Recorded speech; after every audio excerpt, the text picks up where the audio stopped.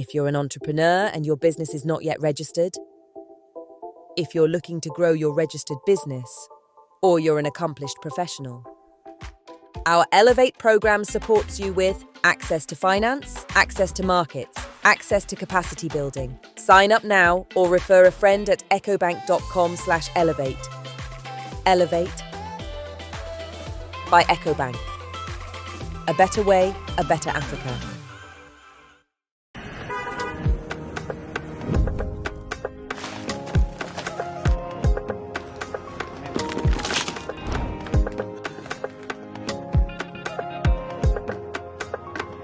Vif lay fay sant yàlla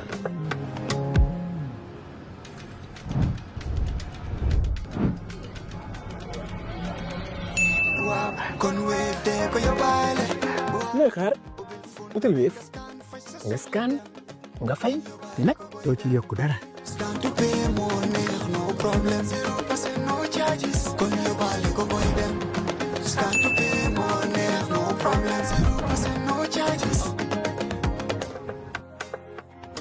Jar Oil. The company have filling stations across the country, and our rates are relatively cheaper than anyone else across the country.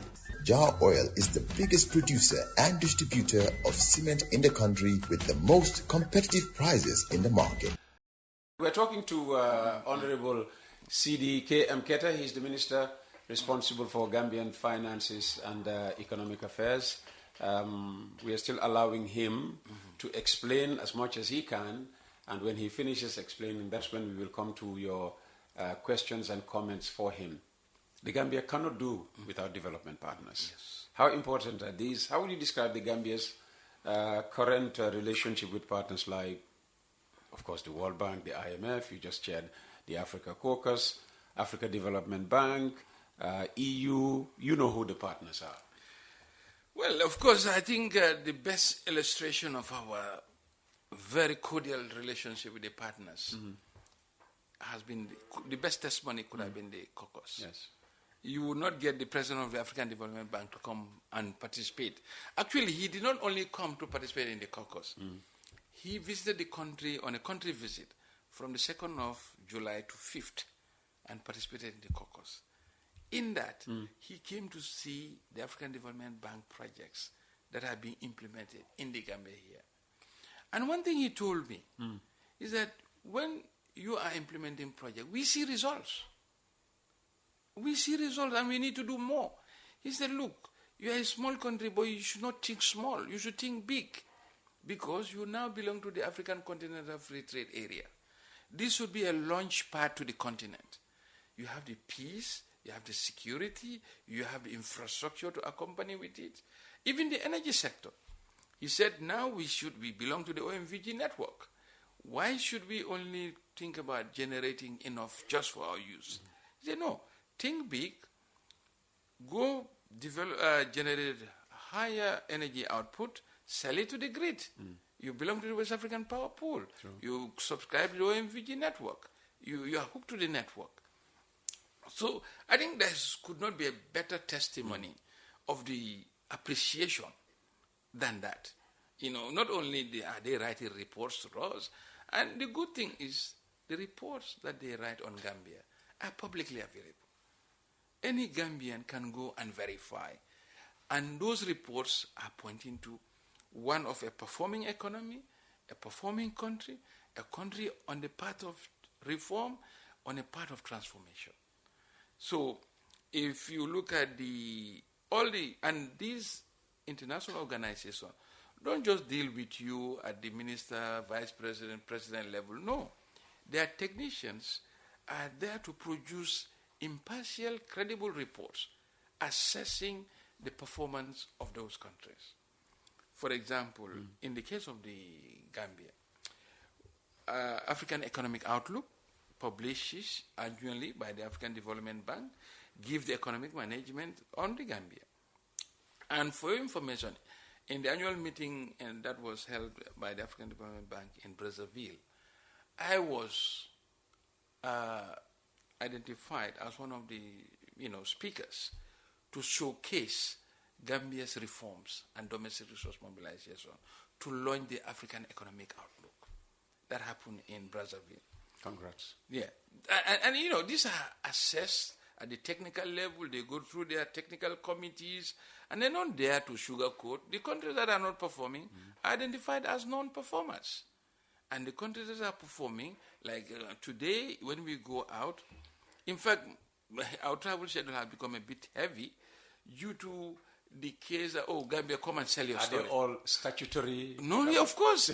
When, in fact, not only statutory, these are financed by them. Okay. When they invite you, they fully fund their travel. So our travel, particularly for myself, is not funded by government.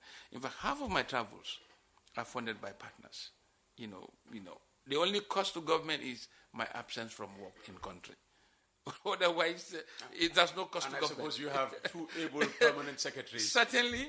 And digitally, there is nothing that can wait. Yeah. Because with or without the country, you can sign digitally.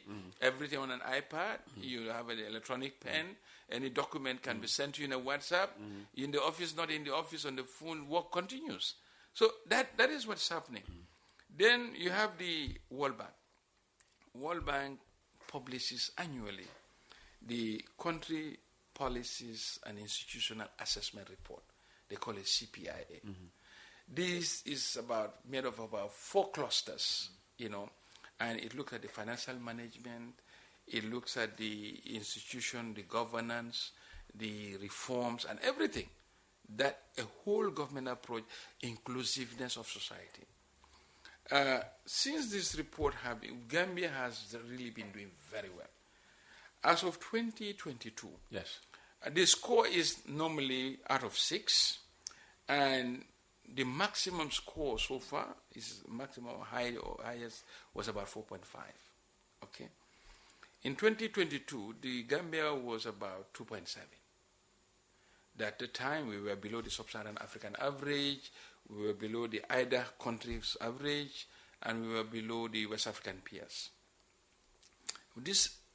You see, when you implement this reform, they show, and they are being noticed, they are being felt. So these reforms have caught up, and now our rankings have been going up, have been inching up. As of 2025, we were 3.2. From 2.2? 2.7. 2.7. It's very difficult. You cannot just move a whole decimal point. Wow. It's so difficult because the scoring is very granular. And they call it CPIA report. It's on the website of the World Bank. And we have now crossed, last year, the sub-Saharan African average is 3.1. Okay. The West African average is 3.1. So Gambia scoring 3.2 last year, 2025, means we have outperformed the West African average, we've outperformed the Sub-Saharan African average and the IDA average. This year, 2026, it's just coming out. We've inched up one more notch to 3.3. Oh. So it's the highest, and we now outperform the West African peers, the IDA average peers, and the Sub-Saharan African peers. Well done. And these are just numbers. The CPIA score is used as a base to determine country allocation, both by the World Bank, IDA, as well as the African Development Bank. So the higher you score, the more resource envelope you will be entitled to in terms of their assessment of how much resource allocation they'll give to you as a country. Because they tend to reward. If your CPI score goes down, because it assesses your institutional capacity. It's your policies and institution. So these countries will only give you lines or credits or grants if your capacity institutionally and policies-wise are strong enough to deliver the development objective that they are out. Because ADB, IDB, World Bank are not just there to make money. They are there to impact development. In fact, we all know the World Bank mission, a world free of poverty. So it's not, when we deal with the World Bank, it's not, people should not just say, they're giving you millions. No. Those millions should translate into transforming lives of citizens. So that's why they use these metrics as one of the key pillars in determining the resource allocation envelope. And with us inching up, it's a good problem because that will mean we will have more resources. But on the downside, it will mean that also we have to be on our own, increasingly more and more. Oh, is that so? Yeah, because that will mean that your fragility is going down. You're becoming more resilient. You'll have more resource access. But then, in terms of trying to get more soft things, will also be discounted a little bit. But you'd rather we were independent, huh? Of course, and in fact, that's the way forward. Okay. Because nobody can develop us. That's why we call them partners. I always remind them, you are partners, but you are not in the driving seat. We are in the driving seat. And the president and the entire government has been voted by the Gambians. They are not voted by IMF or World Bank or any other institution. So they partner with us to further the welfare of those Gambians. But in so doing, they must be doing it cognizant with us as government in charge. I hope that's very clear, because sometimes I do get the feeling that people think that, no, that this is another IMF. No, not at Whatever all. IMF says, No, the government Peter, does. what's the complexity? Today, when an IMF mission chief comes to us, I mean, what complexity do I have to look at him? I'm not intimidated by the academic background, professional background, or anything. Yes, you belong to a global institution, of which I also work in as well. So there's no complexity. And not just me alone, the whole team. The president is in charge. We are running the policies. And that's why you'll see increasingly more and more, we are like the darling of the development partners. So we know it's not perfect, but definitely the reforms are working and the partners are noticing it. And this notice is not just by word of mouth. I'm sure you hosted Jibrila, the country director of the World Bank, and he spoke for himself, unfiltered. Absolutely. So this is what is happening in terms of the economic management of the country. Okay. So AFDB, World Bank, IMF, that's on the financial side. I suppose still, finance related. Our relationship with EU countries, for instance. It's improving. I think EU is a mixed bag. It's a mixed bag, yes. Yeah, because I think immigration is featuring a lot, and which the government is working with them in partnership. It's a hot potato, and but on the economic front, we're doing very well. They're also supporting us. They support us in a number of areas since the coming into force of 2017, and definitely we appreciate their support. In fact, key among these, I would say, is the what? Solarization? No, not only 1,000. They help solarize 1,000 schools and hospitals. The Jambur, actually, they have a portfolio of investments. The Jambur solar farm. Then they also did the Wase project. The water project for the Greater Banjul area is being implemented. And once that project is ready, the president launched it. It's supposed to provide water to almost 900 urban settlements, citizens. So that is at an advanced stage of implementation. We all know water is a problem, but definitely we are very confident at the end of this project, water will be a thing of the past, and they support us in the electricity sector. And this is one area that we cannot do justice without really hammering this point home. Today, Gambia has electricity access to 90%. This is unheard of. And we are on course to be one of the first countries in sub-Saharan Africa to have universal access. And Peter, it's open secret. The partners are rushing to compete to be part of that plaque when that 100% universal access will be launched. I can say for sure, World Bank is supporting, ADB is supporting, EU is supporting, and now it's a race to the target.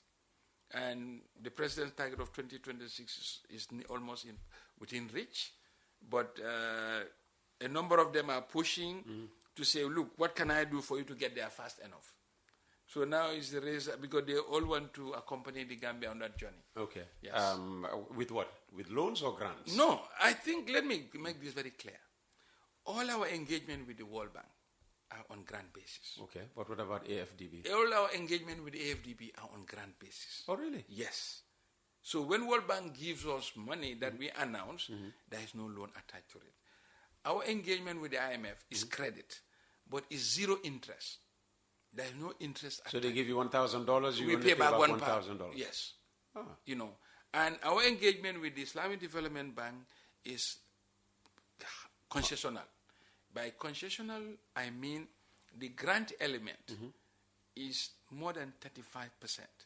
That means today, if we have financing from Islamic Development Bank, for every $100 we borrow, we'll only pay back effectively 65%.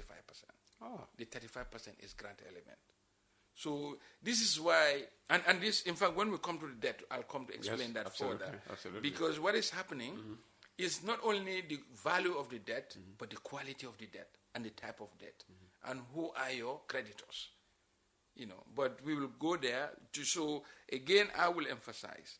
When they say, oh, Gambia, we are only, in fact, I do also browse the social media, of course. They say, oh, they are only signing loans and loans. Whenever we sign, no. There is no financing that we sign that is a commercial loan.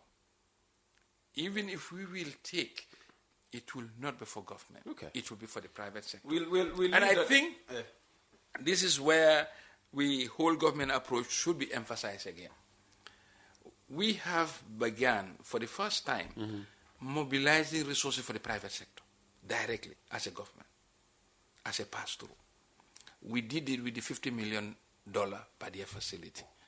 And I will take time to explain that. Yeah, because it raised a lot of controversy. Yeah, of course. But now, I was expecting the other side when the positive spin-off comes, but I have not had it. And I'll explain you why. You know, because this was very new, it has been unusual. This was while you were Minister of Finance. No, this was in the Minister of Finance. Okay. Yeah, you know, because part of our problem of the private sector is access to finance. And access to finance not only in the domestic market. As the businesses grow, you now need to open them, access to international finance. So that is very central, because the smaller ones should work at the commercial banking level, but the bigger ones should be able to access international finance. But no, so far, our private sector have not got the capability to acquire on their own account international finance markets. So that's why we came in as a government to intermediate and mobilize resources for the private sector. So we mobilized 50 million for JA. And it was not for JA, actually. It was meant for private. And the context must be mentioned. This happened on the backdrop of the Russia-Ukraine war, when there was shortage of fuel and shortage of foreign currency. So we were struggling. So I met with the Badia president, who is now the president of ADB now, and the sidelines of the annual meeting of the World Bank. I said, this is our problem. He said, well, we will mobilize 50 million for you. And that was it. And it was done. So when the money came, we said, look, this money is not for government. This is a trade financing facility. So it is for the private sector. We put criteria that we do not want a scenario where we will give to a private sector who will not be able to pay. So if you don't pay, government will pay. And we cannot take taxpayers' money to pay a defaulting private sector loan utilized by a private sector. So we put stringent condition. In fact, I think our collateral requirement was 150%. For every dollar of that transaction, you have to put $1.50 down as collateral. So that if you don't pay when we go, we liquidate, we will get our $1 back. That's what we did. So we advertised this. And this, because Finance Ministry mobilized the resources, but because it was a trade matter, we said the right ministry to allocate this was the Ministry of Trade. We transferred the file to Trade. Trade discussed with the private sector, as you know. And they were there. It was so transparent. But only Jar Oil came who could meet the requirement. Because some people say, oh, you should break it down to 111 million so that everybody can get. Imagine the cost of administering and the credit risk that will come with that. And if one of them defaulted, can we take taxpayers' money to pay back? We said no. It was very tough, but it was top condition Jar met, and that's why the facility was given to him. And halfway through, being as smart a private sector business as he is, he said, look, they are saying that I was preferentially given this. Yeah. Okay, I've only used, I think, 30 million. The 20 million I don't want. Let them now come and take it. We re-advertised. Nobody came who could meet the condition. That's how he came. And because of that facility, JA was able to import 32,000 metric tons of rice.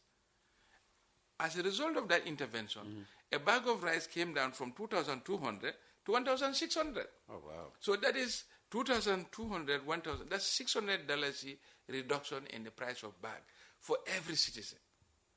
But I have not had a similar cry to say, oh, thank God, government intervention has helped reduce the price of bag. In fact, some were even disputing it.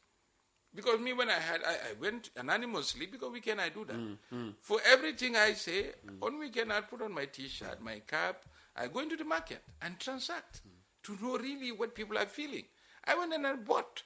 And I have families myself, I have friends, I did not send, I went and bought myself. And it was 1,600. So technically that means the intervention has created a reduction of $600 per bag. That has reduced, that was technically what this intervention has given. And also it has helped him with cement as well, because his cement importation has gone up, and now today we are happy that he is able to meet national demand. Yeah, well, nobody's complaining now. Yes, although because there was a time when all the talk was... No, but any policy will have teething issues, will have teething troubles. Even, I'm sorry to say that, but you have what they call bad pains. Things are not... that nothing. You're talking about me now on my back pains? No, because everything has a price tag. So any reform sometimes will have hitches, will have issues, teething troubles that come with it. And because don't forget, any MDB intervention, that's what they call monitoring and evaluation. And post-implementation review was conducted by Badia. They said, look, we gave you 50 million, a one-year facility. How was it utilized? What was the economic impact? They did an analysis. They were so happy. They said, look, this has really positively impacted the life. And Badia's president was here in country. He went to the market. He went to the sites of the cement factory. He interacted. He visited the OIC road. All the Badia projects in the country were visited. And they said, look, we have seen tangible results of this intervention. As such, reapply for a second phase. And this time we'll not give you 50 million, we'll give you 100 million. Oh, really? So that has already been approved by the board of Badia. We are now at the contracting stage of finalizing the agreement. And 100 million will be available for the private sector. Of course. Have you seen new applicants? Well, the same condition will be there. But have you seen new applicants? No, we've not advertised yet, because we're yet. going through the finalization. Okay. The board has approved it.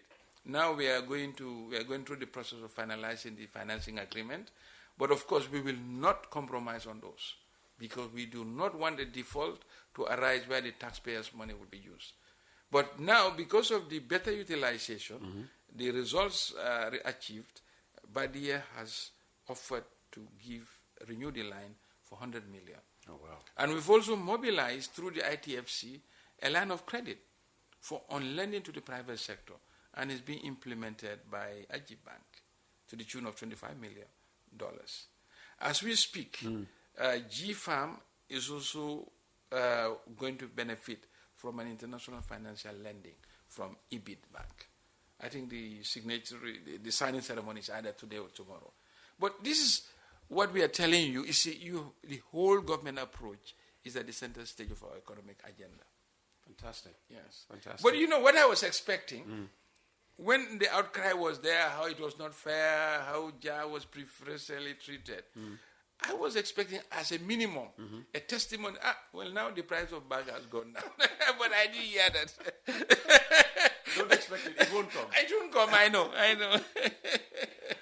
Yes. Let's go to economic management. Yes. The creation of the SOE Commission has been described as a turning point. Yes. Yes. What improvements have you seen in state-owned enterprises since the establishment of the SOE Commission? Phenomenal.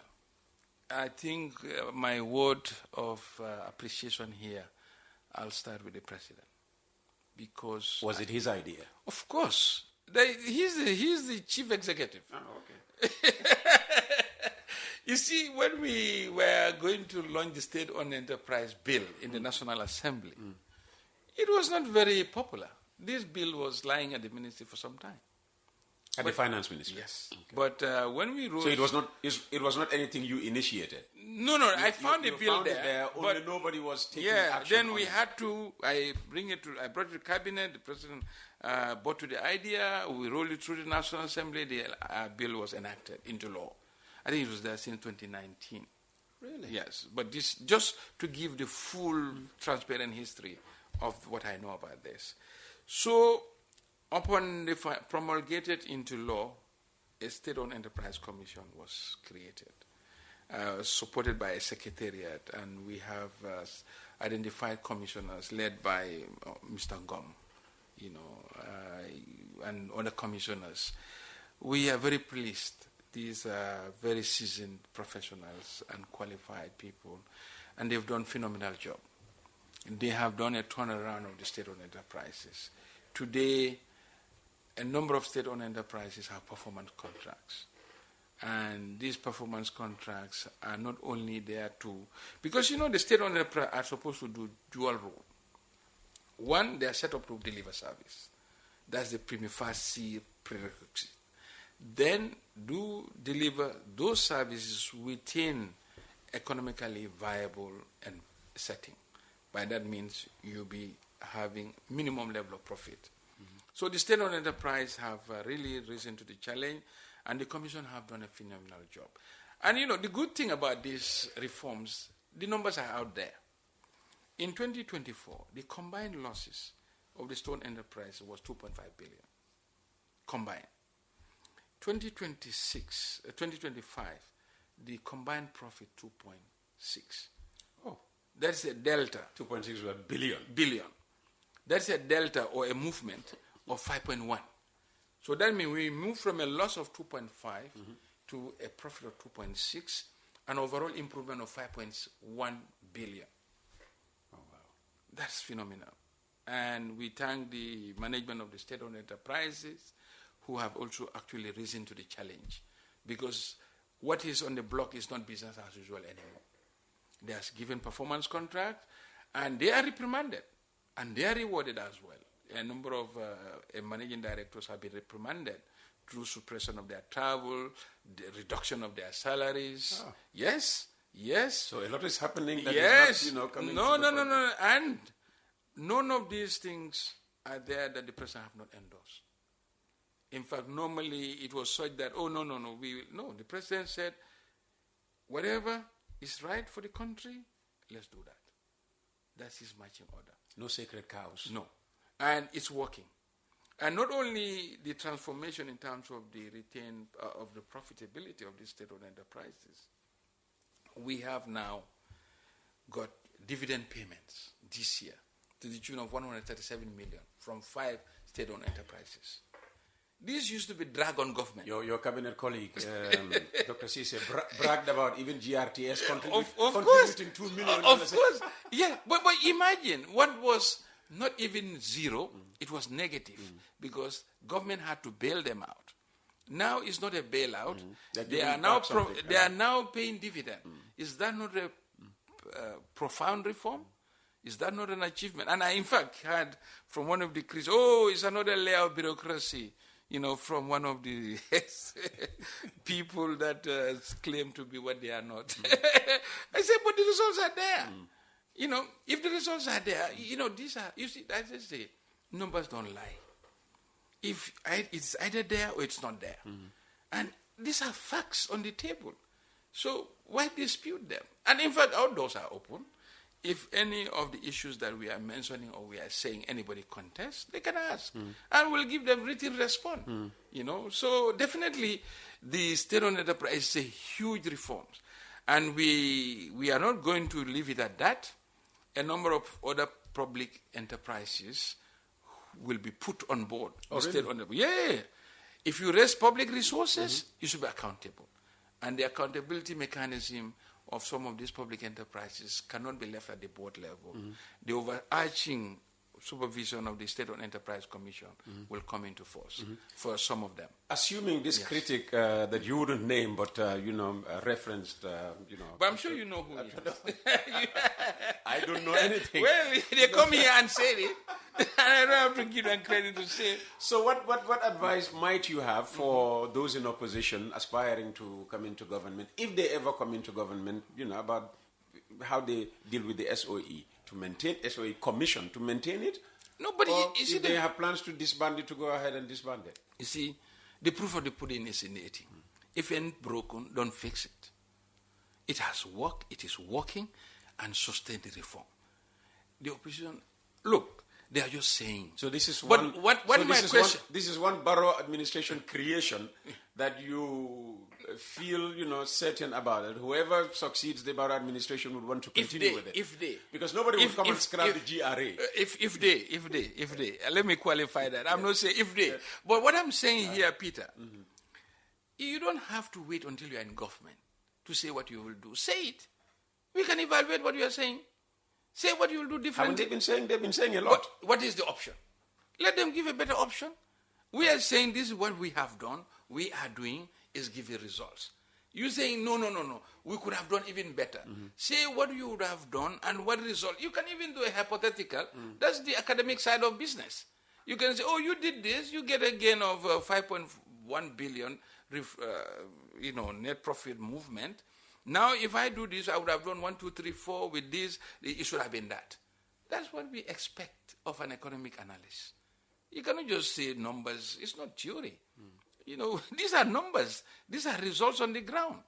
So, for me, one thing I despise is this, throwing the baby with the bathwater phenomenon, discounting everything government is doing without proffering a solution or an alternative. For me, for every critic that you make, you should give a counter-critic to say, yes, this is why I'm criticizing, this is why I believe it's not working, this is what I will do, and if I do it, this it will give, and there's nothing new under the sun. You should say, I want to do it this way because it has worked elsewhere like this. Show us. You cannot fool us. The world is transparent now.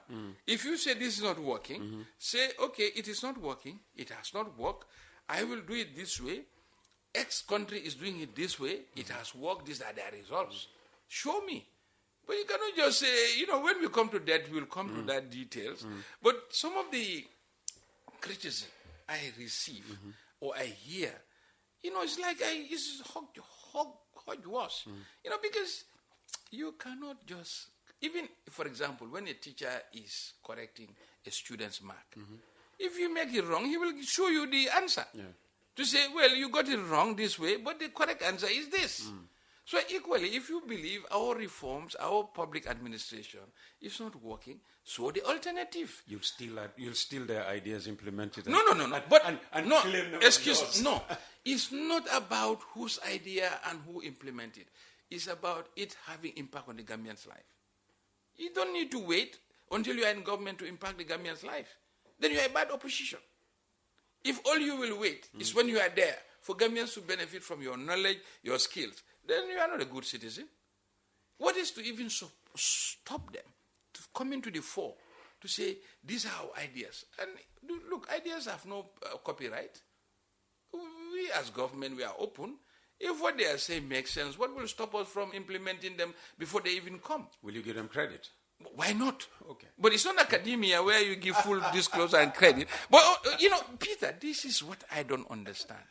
You criticize as if people there don't know their left from right without proffering an alternative. And you don't need to, if, for example, if you are in opposition, your number one priority is to improve the lives and welfare of Gambians. You don't need to wait until you're in government to do that.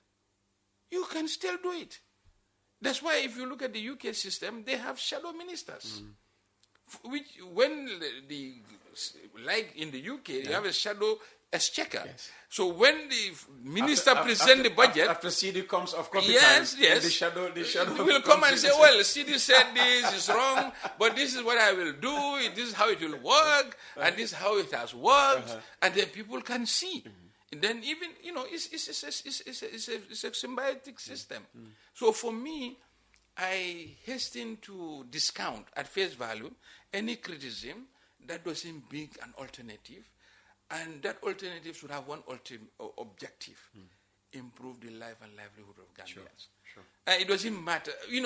Gambians, you see, all we are telling you are backed by facts, by numbers, by international institutions, even locally here. Gambians today are better off than before. That's a fact. That's a fact. Nobody can dispute that. So, even in football, I'm not very good, but I understand one slogan. They say you don't change a winning team. No, you don't. Then, if it is working, don't. It's a principle in football management. Well, I don't know. Absolutely Well, not. then. You're spot on. Isn't it working? You're spot on. I'm asking you, isn't it working? No, I asked the question. Here. No. We're close to talking about debt, but I want us to... let's go, okay. To now look at financial reporting. You now appear quarterly. Yes. Before the National Assembly. And the National Assembly, is what? Representation of, the whole country. To update the nation. Yes. Actually on budget management. Yes. How has this improved transparency and accountability? Well, we believe it's a huge improvement. You are here. When did you last remember this being done before? That's a question. Started with you. No, I'm not just saying it, but I've been away. I am not here to try to... These are all reforms, and these reforms are championed by the president. So what we've done is the best way to implement public financial management is through disclosure. And through disclosure, information should be timely, accessible, and to the right audience at the right time. So that's why we have introduced quarterly reporting. We've just reported on the March numbers in June session of the National Assembly, on the implementation of the budget of 2026. It shows transparently each revenue lines, how it has performed, and we are on course. We have outperformed last year's numbers. Our deficit is lower than what would have been projected-wise. And it's very, very, very, and the expenditure is within budget. It has not overpassed the budget. And not only the quarterly reporting, but there is a very significant transformation that has happened in the financial reporting landscape.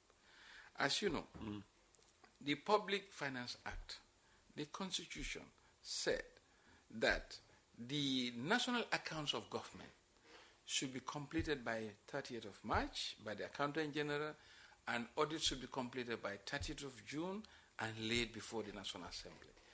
This is one milestone that has not been met since this 1997 Constitution has come into force. No government has been able to complete the national accounts within the constitutional timeline. And I don't remember even previous governments when accounts have been up to date. But for now, for the first time in the history of this country, the accounts have been laid before the National Assembly within the constitutional mandated time of 30th of June.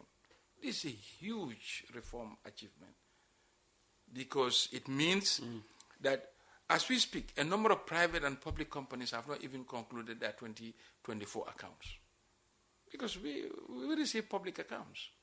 We see who is who. GRA is there. Accounts are sent to them. So we know who is behind and who is not. But government has completed its financial reporting by time. And not only just timely laying and publishing of the national accounts, but what has happened this year is the improvement in the quality. Previously, all government accounts audit opinion had been adverse.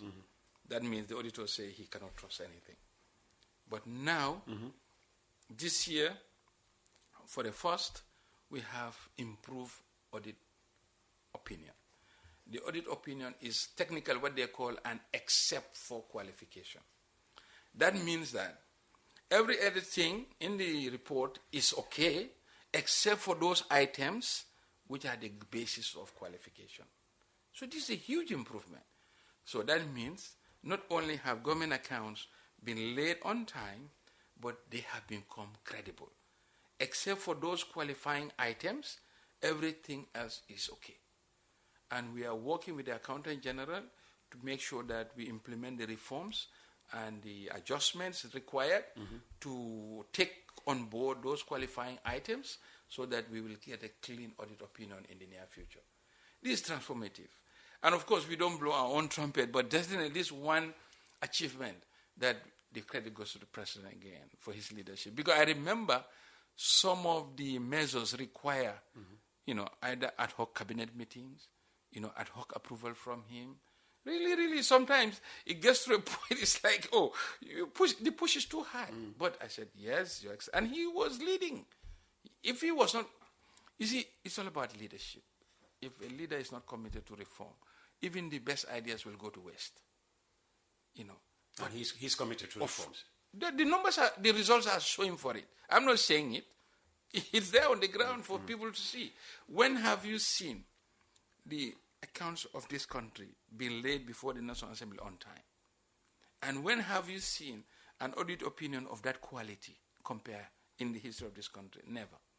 So these are not results personal to me. It's a whole government. And the thanks go to the Accountant General and the Auditor General staff who work tirelessly. I remember they used to stay in the office until sometimes 8 o'clock at night. With the Accountant General? Oh, yes. General? Yeah. Even me and myself, when I was I used to read till late just to get these things out. It was not easy, so the credit goes to them, and I'm sure we cannot thank them enough for the dedication to service for country, and we tap them on their back for such an achievement. But they should not rest on their laurels. It's never over until it's over. Until that unqualified opinion is achieved, we'll continue the reforms. Fantastic. Yes.